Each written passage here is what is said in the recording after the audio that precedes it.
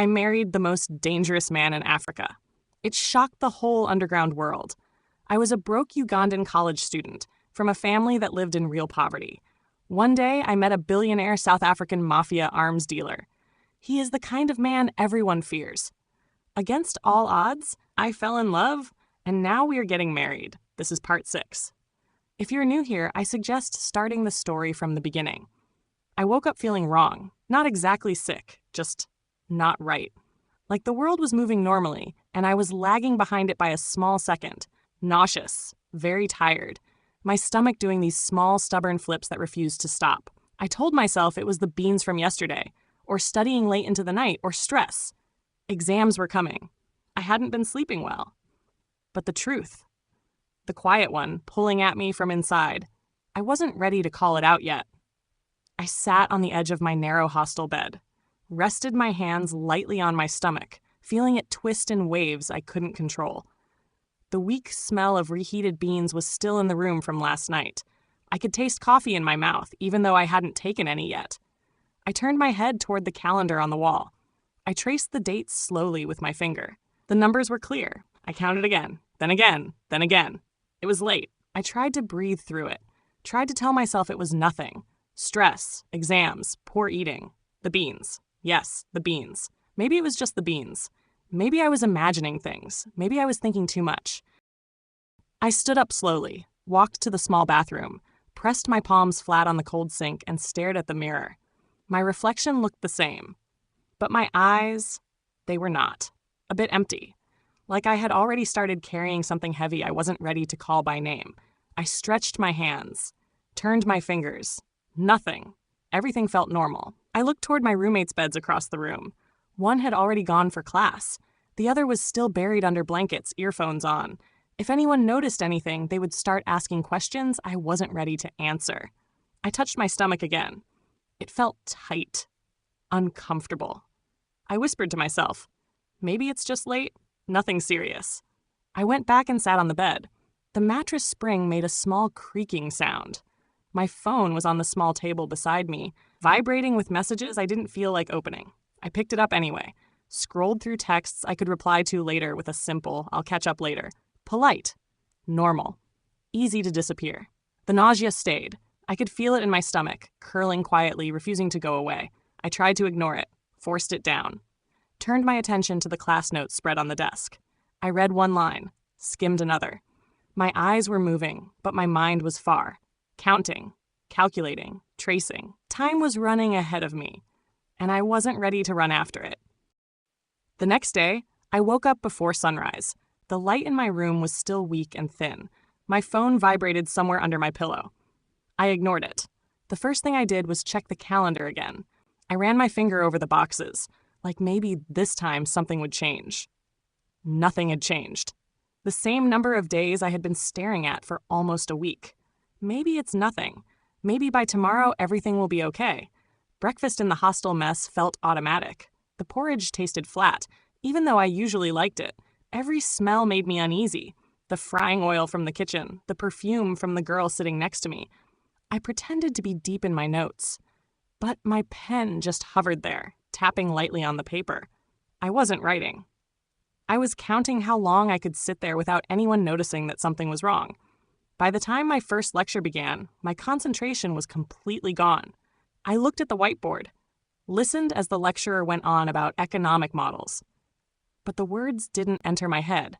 They were just sounds floating. My pen moved, drawing useless lines in the margins. My stomach twisted quietly.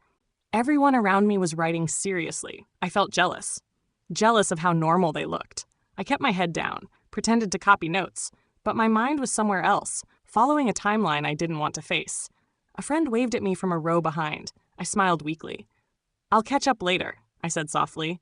She nodded, thinking I had assignments or errands. I can't let anyone see. Not yet. The thought that I might be losing control of my body, of my life, scratched at me from inside. Every sound, every laugh in the lecture room reminded me how small I felt in the middle of it all. After class, I took the longer path back to the hostel, pretended to admire the campus gardens, the way the sunlight fell on the mango trees. I walked slowly, carefully. I avoided the usual groups of friends, cut off any conversation before it could begin. "I'm busy," I told anyone who tried to stop me. They nodded, didn't insist. Good. They didn't need to see that I was falling apart quietly. Back in my room, I picked up my phone, scrolled without purpose, read messages I didn't know how to reply to. I traced the calendar dates again. Maybe it's stress. Maybe it's food. I repeated those words again and again, like a prayer. But the twisting in my stomach made each excuse feel weaker, less believable. My reflection in the window looked smaller, more withdrawn than usual. Part of me wanted someone to notice, someone to interrupt my thoughts, but no one did. By evening, the unease had settled into something steady and quiet. I ate a bit more porridge, made some tea, sat on the edge of my bed, tapped my fingers on the mug, counting seconds, counting breaths.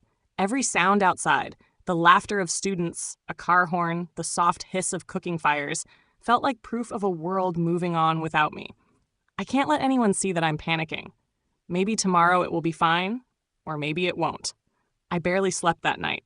Every shadow on the wall, every movement of the sheets reminded me that the calendar wasn't lying. Waiting was no longer neutral. It had become a weight, gentle but constant, pressing on my hours, my thoughts, my existence. I lay there quietly, counting, imagining what it would mean if it wasn't just late. The next day, I was walking across campus. My backpack hung heavy on one shoulder, but it wasn't heavy enough to explain the weight sitting in my chest. The sun was bright, spreading over the concrete paths and the green spaces where students sat around, laughing, holding their phones. I felt invisible in a crowd that didn't notice me, and I was okay with that. My footsteps sounded too loud inside my head. The calendar on my phone blinked at me, clear, stubborn. I traced the dates again, like touching them could make the numbers change. And then it hit me. The memory, sharp and unwanted. There was no mistake. My cycle, the timing. That night with Thabo, everything matched. The thought pressed against my ribs and refused to move. I stopped near a quiet bench, bent down as if to tie my shoe.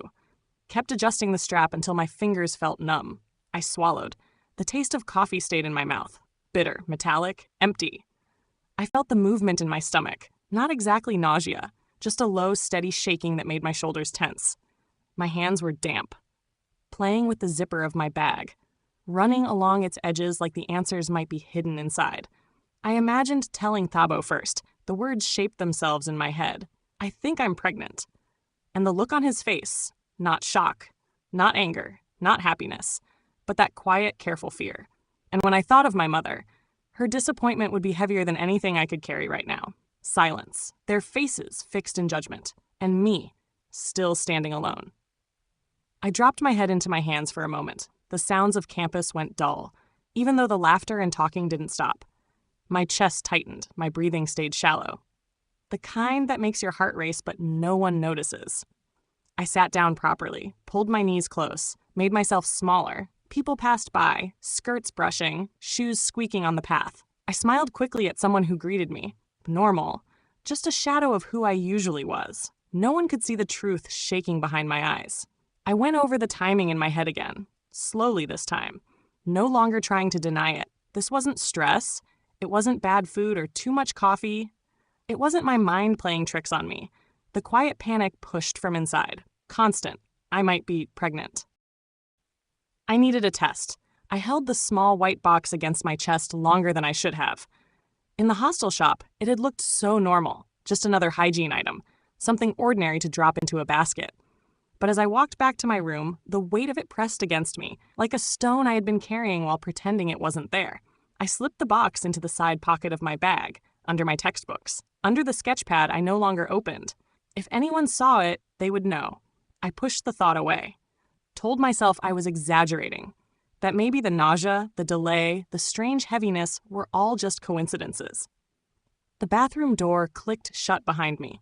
Small hostel tiles, white but never really clean. They reflected my face back at me. I looked tired, pale, somehow smaller. I sat down on the floor, pulled my knees close, leaned my back against the wall. My bag rested beside me, the test hidden inside. My hands were shaking slightly. I pressed my palms against the cold tiles. The air smelled faintly of bleach and leftover porridge. I closed my eyes and whispered, "Please, not this. Not now. Not me. Not like this. I didn't have a plan. Not really. There was nothing to plan, so I just sat there, holding the bag tightly. Breathing slowly, pretending the world outside the door didn't exist. The distant voices in the hallway, the low hum of the city outside. None of it reached me. Everything narrowed down to that small white box. Finally, I pulled it out, held it in my hand, stared at it like it might lie to me. I turned it over, rolled it between my fingers. My heartbeat rang loudly in my ears. I thought of Thabo, thought of that night, remembered believing I had everything under control. Everything I thought I had been careful about. I placed it on the edge of the sink, breathing shallowly. My hands gripped the counter. The small window showed 2 lines, quiet, thin, but inside my chest they felt loud. I froze. Nothing moved. The water in the sink didn't ripple. My stomach didn't twist. It just sat there, heavy, fixed. My shoulders dropped, not relief, not even fear exactly. First came numbness. Then fear followed slowly, creeping in, like it had been waiting just behind my ribs. I touched the test again, as if touching it could change anything, as if my fingers could push the truth away. They couldn't. I closed my eyes. This is real. There is no undoing this. The words weren't loud. They weren't even clear. Just a steady beat in my chest, a dull echo in my head. The hostel bathroom stayed silent.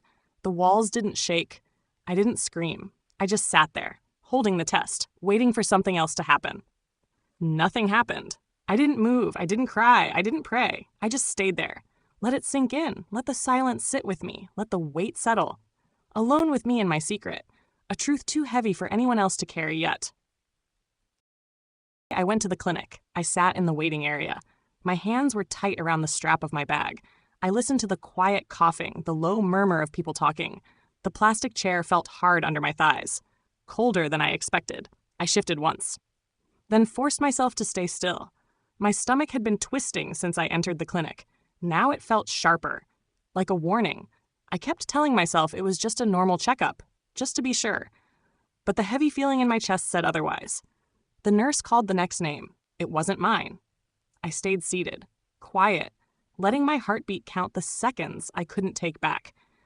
The receptionist asked for my details. I gave them softly, spelling each word carefully, like saying them too loudly would crack the thin calm I was holding onto. Age. Student. Simple questions, but each one carried a small sting of shame. I became aware of everything. The way people looked up, the click of pens on clipboards, the sharp smell of antiseptic in the air. How would I pay for this? How would I explain anything later? I shifted again. My fingers tightened. My mouth went dry. A metallic taste settled on my tongue as panic crept in. Inside the consultation room, the nurse guided me to a small examination chair. I sat down, rigid, like my body needed proof that it could still behave normally. The questions came. Last period, medical history, student confirmation. I answered politely, automatically. My chest tightened. Thabo's face flashed in my mind. I pushed it away immediately. He cannot know. Not now. No one can. I tried to stay still, keep my movements calm, but inside my thoughts were running fast. If he knew, everything would fall apart. I felt it in my stomach, in my chest. This was real. The doctor came in, calm, professional, careful, blood drawn, tests ordered, forms signed. I watched her hands move, tools shining under the bright light, clean, precise. There was no drama, no buildup, just routine. And then the words, quiet, clinical, impossible to escape. The test was positive. My stomach turned again, this time with weight. I wasn't imagining it. The paper she held, the printout. The confirmation, there was no space left for denial. Nothing is the same now. And I am alone with this. The truth had arrived and settled in, refusing to leave. I walked out of the consultation room slowly. My phone switched off, my earphones forgotten in my bag. Every step through the clinic corridor felt measured.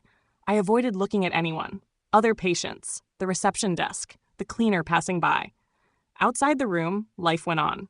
Someone laughed near the lifts. A pager beeped. But I felt smaller, pressed in, invisible, yet carrying something heavy that no one else could feel. How would I pay for everything? How would I handle what comes next by myself? Questions with no answers yet.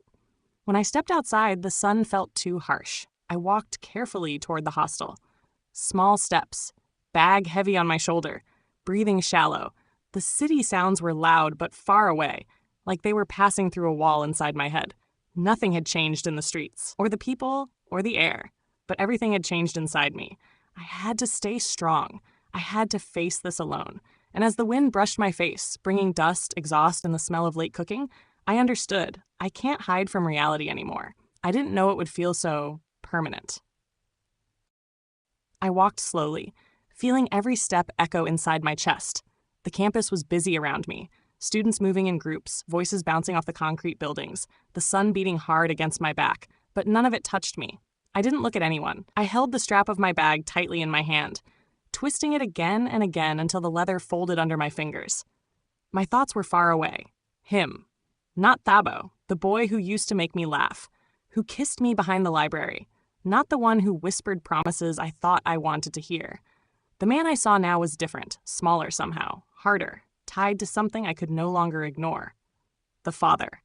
Just like that, the word settled in my chest and filled the space around my ribs. Heavy. Fixed. I imagined telling him.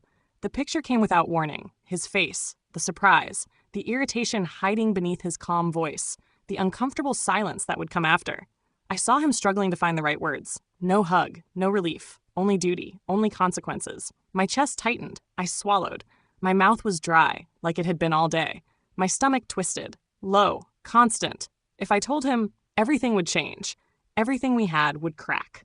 The noise of campus, the laughter, the voices of students heading home, pressed in from outside while I carried my own storm inside. My steps slowed even more. I couldn't look at the hostel buildings, the doors, the paths I knew so well. They no longer felt familiar. They felt like silent witnesses. Every memory of him, his laugh, the way his hand brushed mine, how he pulled me close under the mango tree, collided with this new, sharp truth. Love no longer lived there. Responsibility lived there. Every smile I had once held onto now felt like the beginning of something I hadn't agreed to carry. By the time I reached the hostel, my shoulders were tight. My hand clenched the bag strap so hard my knuckles burned. I went inside quietly, avoided the usual group of girls sitting near the common room. Their voices felt far away. Unimportant. I left my bag near the door, slipped off my shoes slowly, walked to my room. Alone, I sat on the edge of the bed. My stomach tightened again as I traced the shape of the test inside my bag. My fingers hovered over it. I didn't touch it. I thought of him again. Not with softness, not with longing, only the reality of what I was carrying, and how impossible it felt to share it with him without destroying something. If I tell him, nothing stays the same. If I don't, I carry this by myself. My heartbeat sounded in my ears. Slow, steady, each beat reminding me that time was still moving. My hands opened and closed, restless, but my body stayed frozen. The air in the room felt heavier than the sun outside, thicker than the corridor I had just walked through. I breathed in once, then again. There was no comfort in these thoughts, no plan, no clear answer, just survival. I would move through the day, watch the world continue, act like nothing had changed. But I could not lie to myself. In my mind, he would always be the father now, a presence I couldn't escape. Whatever love had once existed was gone. What remained was calculation, control, quiet counting of responsibility. I pressed my palms against my thighs. I would think. I would plan. I would breathe. Alone. The world outside would continue, uncaring. And I would carry this alone. My phone buzzed again. I didn't want to see who it was. Maybe Mother, asking about my weekend, my marks, my life, things I didn't know how to answer yet. I pressed the phone down and breathed slowly, tried to act like everything was normal. The screen lit up again. Mom stared at me from the caller ID. Unread messages lined up neatly, silently accusing me of avoiding her. I placed the phone face down on the bed and curled further into myself. Knees pulled to my chest, rocking slightly, almost without noticing. I imagined Mother sitting on the edge of her chair at home, hands folded, her voice calm but sharp. Why didn't you answer? What is going on? What did you do? I could hear the disappointment, feel it pressing on my chest like a weight I couldn't lift. Then Father, quiet, the kind of quiet that carries more judgment than shouting ever could. I could see his eyes, steady, measuring, the pause long enough to make my hands shake. No yelling, no anger, just that silent disappointment that makes every mistake feel too big to survive. Sounds from the hostel drifted through the walls. Someone laughing in the corridor.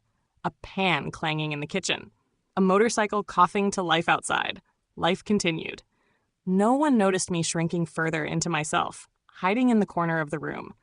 I played with the small cloth pouch holding the pregnancy test, rubbing it between my fingers like maybe that could erase what I already knew. And then the imagined whispers started. The girls in my hall, passing each other in the corridor, looks sharp enough to wound. Did you hear about AMINA? She's always so quiet. I wonder what's wrong. I imagine their voices floating through open windows, reaching the wrong ears at the wrong time, shame waiting patiently, already shaping how I stood, how I spoke, how I stayed silent. I didn't answer the phone again. I didn't open the messages. I couldn't. I couldn't risk it. Not yet. Not when one conversation could pull everything apart. My stomach tightened. My chest felt heavy. I could hear my heartbeat in my ears. Fast. Constant. Reminding me that I was alone. The smell of frying onions drifted in from the kitchen. Familiar. Comforting and completely useless. The city hummed softly in the distance. Life went on. Normal. Unbothered. I told myself again and again, I am on my own with this. They cannot help me now. Maybe never. What would Mother say if she knew? What would Father do? Could anyone really carry this weight? My fingers twisted the test inside its pouch until my knuckles burned. I wasn't crying. I couldn't. Not here. Not yet. Silence wrapped around me. Isolation held me. The room felt small, closing in, both suffocating and safe. I breathed again. Shallow. Careful. I imagined the day I would tell them. The day I might be forced to. But not now. Not this moment. I wasn't ready. Every version ended the same. Judgment, fear, and a reality that could never go back. I had to carry this. I had to hold it in. Every missed call, every unread message, every imagined whisper in the hallway told me the same thing. I was alone. And for now, that was the only way I knew how to survive. I sat cross-legged on my bed and picked up the pregnancy test again, holding it in my palms. The plastic felt colder than it should have. Smooth. Final. Like a witness I couldn't argue with. My eyes followed the faint pink lines again, slower this time. Like if I stared long enough, they might disappear. The room smelled lightly of beans someone downstairs had boiled hours ago. The smell pulled at my stomach. My sheets were creased beneath me. Rough. Familiar. I kept pulling the edge of the blanket over my thighs, as if that small movement could soak up some of the heaviness sitting in my chest. I hadn't moved for 20 minutes. Not because my thoughts were clear, but because moving felt wrong. My hands shifted against the test. Rubbing the plastic? Like it might answer me if I touched it long enough. I thought about my life before today. Careful. Controlled. Measuring every step. And now, just like that, I was different.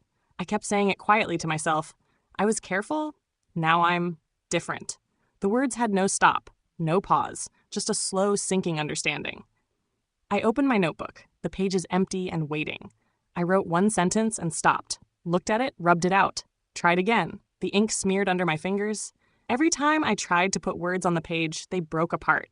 Not because I couldn't write, but because nothing I wrote could carry the weight of what I was holding.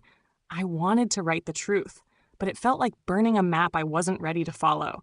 My stomach tightened. I leaned forward a little more, trying to breathe through the knot. Outside, the city moved on in its uncaring rhythm. Engines, voices, footsteps, soft laughter from my roommates drifted from down the corridor. I could hear it without feeling part of it. My chest rose shallowly. I caught myself counting the space between heartbeats. 1, 2, 3. Time was moving anyway, faster than I wanted. I pressed the test against my forehead, searching its surface for a secret, for reassurance. There was none. I wrote another line, then stopped, then crushed the page into a small ball. Tomorrow. That was the promise I could manage. I whispered it to the ceiling. Tomorrow, I'll figure something. Maybe then I would know what to say, how to move, how to deal with him. Thabo, sitting heavy and unspoken at the back of my mind. Maybe tomorrow I would find courage. Today, I only had stillness. I shifted slightly, pulled the blanket tighter, felt the rough scrape of the sheets under my palms.